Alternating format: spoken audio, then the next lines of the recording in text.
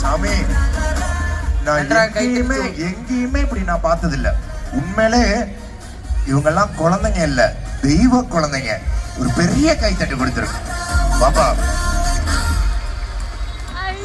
பாப்பா ஐயோ அழுகுறா.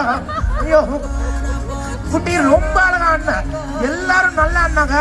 ஆனந்த கண்ணீர்னா என்னன்னு பாத்திருக்கீங்களா? ஒரு ஆனுவல் டேல ஒரு குழந்தை ஆடி ஆனந்த கண்ணீர் பாத்திருக்கீங்களா?